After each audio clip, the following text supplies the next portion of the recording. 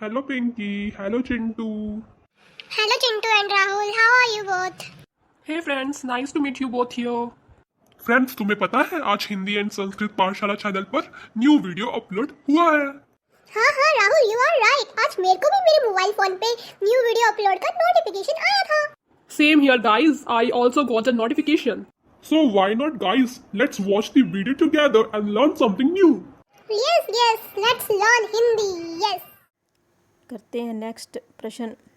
मेघ रूपी मेहमान के आने से वातावरण में क्या परिवर्तन हुआ। अब मेघ रूपी मेहमान आ गया तो उसके आने से क्या परिवर्तन हुआ। मेघ रूपी, यहाँ मेघ को छ हो गया। मेघ होते हैं बादल, गलतियों के लिए माफ़ी। रूपी मेहमान के आने से क्या हो रहा है, क्या क्या परिवर्तन आए हैं वातावरण में। तो मेघ रूपी मेहमान के आने से जो परिवर्तन हुआ है वह ये है छात्रों, सनसनाती हवा चलने लगी और हवा से दरवाजे खिड़कियां खुलने लगी। पेड़ झुकने लगे, पीपल जैसे बड़े पेड़ डोलने लगे। बेलें जो थी, लताएं जो थी, बेलें जो थी हर्षित हुई, मीन खुशी हुई। तालाब में लहरें उठने लगीं, क्षितिज पर बादल उमड़ने और गरजने लगे। आसमान पर क्या हुआ, बादल जो थे वह उमड़ने गरजने लगे, बिजली चमकने लगी, रिमझिम वर्षा होने लगी और नदी में लहरें उठने लगी। अब पूरा बरसात के जैसा मौसम होता है, तो आप अभी बरसात ही है, तो ये बरसात का मौसम आप देख रहे हैं। कभी बारिश हो रही है, कभी धूप निकल रही है, तो कभी हवा चलती है, तो एकदम गर्मी से हटकर सुहाना दिन आ जाता है, मौसम सुहावना हो जाता है। तो आप देख सकते हैं अपने आप रियल लाइफ में बरसात के मौसम को, और आप अपने मन से लिख सकते हैं कि क्या क्या होता है। मेघों के लिए बन ठन के संवर के आने की बात क्यों कही गई है। क्यों कही गई है मेघों के लिए बन ठन के, मीन सज संवर के आने की बात। तो मेघों के लिए वन ठन के संवर के आने की बात इसलिए कही गई है क्योंकि उनके आने से गांव वालों के मन में ठीक वैसा ही उल्लास छा जाता है जैसे किसी सजे संवरे दामाद के गांव में आने पर छा जाता है। मेघों के आने से ऐसे ही बन ठन कर जैसे सन संवर कर आए हैं। तो एक बार फिर से मैं 2 बार रिपीट कर रही हूँ ताकि आपको अच्छे से समझ में आ जाए, ठीक है। तो इसलिए कही गई है कि क्योंकि उनके आने से गांव में गांव वालों का सभी का मन ठीक हो गया, उल्लास सा छा गया, खुशी सी छा गई और सजे संवरे दामाद के आने पर छा जाता है, जो मेहमान के आने पर छा जाता है।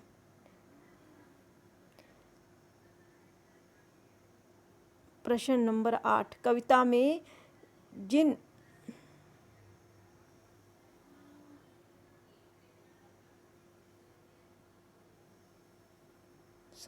Seventh question. कविता में जिन रीति रिवाजों का मार्मिक चित्रण हुआ है उनका वर्णन कीजिए। अब जो भी रीति रिवाज हुए हैं उनका मार्मिक चित्रण, मीन उनका रिवाजों का बारे में बताना है। रीति रिवाज क्या थे। कविता में ग्रामीण परिवेश, मीन गांव का माहौल जैसा दिखाया गया है। प्रचलित रीति रिवाजों का सुंदर चित्रण हुआ है। उसमें दर्शाया गया है कि दामाद अपनी ससुराल बन ठन कर जाता है और दामाद का स्वागत सभी करते हैं। विवाहिता युवतियाँ प्रायः घूंघट निकालकर पुरुषों के सामने आती हैं मेहमान के पैर धोने के लिए। अभी भी ये प्रथा जो है भारत में देखी जा सकती है कहीं कहीं स्थानों पर। अभी ज़्यादा तो नहीं है, पर पहले तो थे ये रीति रिवाज, अब कम हो गए हैं, कम जगह पर देखे जाते हैं। मेहमानों के पैर धोने के लिए प्रात में पानी लाया जाता है। नवविवाहिता के अपने पति से सबके सामने नहीं मिलती है और घूंघट की ओट में बात करती है। राजस्थान में ऐसे अतिथि का सत्कार पलक पावड़े बिछाकर किया जाता है। मीन ऐसे राजस्थान में अभी भी ये प्रथा है वहाँ पर कि जमाई का स्वागत ऐसे किया जाता है, और कहीं और स्टेट में कम मिलता है देखने को। तो प्रश्न नंबर 9। कविता में कवि ने काश बादल और गांव में मेहमान के आने का जो रोचक वर्णन किया है उसे लिखिए। जो आप अपने मन से लिख सकते हैं उस कविता का, जैसे आपको समझ में आ गया है सार, तो आप अपने मन से जो भी बात कही गई है कविता में वो लिख सकते हैं बच्चों। तो ज़रूरी नहीं कि यहाँ हम पढ़ के बता देती हूँ एक बार। आकाश में बादल का वर्णन। आकाश में नए बादल बन ठन कर आ गए हैं। उनके आने पर हवा सनसनाती हुई बहने लगी। गलियों में उसके वेग से तेजीपन से दरवाजे खिड़कियाँ जो हैं खुलने लगी और धूल उड़ने लगी। पेड़ हिलने ढूंढने लगे। तालाब में प्रसन्नता की लहर उठने लगी। नदी भी प्रसन्न हो गई। लताएं बहुत व्याकुल थीं। उन्हें बादल के आने या न आने में संदेह था। वह संदेह दूर हुआ। क्षितिज पर बादलों की घटा छाई।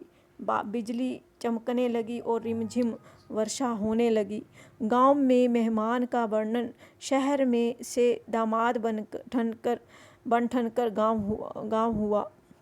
उसके आने की खबर हवा की तरह फैली। पुरुष उसे झुककर देखने लगे। पुरुष जो थे उनको झुककर देखने लगे और स्त्रियां भी घूंघट सरकाकर तिरछी नज़र से देखने लगी। किसी ने आगे बढ़कर उसका स्वागत किया तो कोई पैर धोने के लिए पानी की परात ले आया। उसकी बिरहणी प्रियतमा को भ्रम था कि वह ना जाने कब आएगा, इसलिए वह व्याकुलता से सबके सामने नहीं अपितु किवाड़ की ओट में मिली। तब उसने प्रियतम से क्षमा मांगी और दोनों के मधुर मिलन की बेला में उनके आंसू बहने लगे। तो ऐसे रोचक वर्णन हुआ है कविता में कि किस प्रकार दामाद का मिलन हुआ वहाँ अपनी पत्नी से, है ना। अब पाठ का प्रश्न नंबर 10। काव्य सौंदर्य लिखिए। पाहुन ज्यों आए हो गाम में शहर के, मेघ आए बड़े बन ठन के संवर के। इन पंक्तियों का काव्य सौंदर्य लिखना है। तो यहाँ पर काव्य सौंदर्य लिखिए। तो मीन भाव सौंदर्य। तो पाहुन मीन मेहमान। ज्यों आए हो गांव में शहर से मीन गांव में मेहमान के आने की तुलना बादलों से की गई है। गांव में मेहमान आने की तुलना किससे की गई है? बादलों से की गई है। दामाद शहर से बन ठन कर आया है। उसमें बादलों के सौंदर्य की कवि ने सुंदर अभिव्यक्ति दी है। शिल्प सौंदर्य। उसमें का उत्प्रेक्षा अलंकार है। शिल्प अनुप्रास अलंकार, बड़े बन ठन कर के तथा मानवीकरण अलंकार। मैंने जैसे शुरू में भी बताया था कि मानवीकरण अलंकार का प्रयोग हुआ है। तो बड़े बन ठन कर उन मानवीकरण अलंकार बादलों पर मेहमान का आरोप करने में है। और भाषा सरल भावानुकूल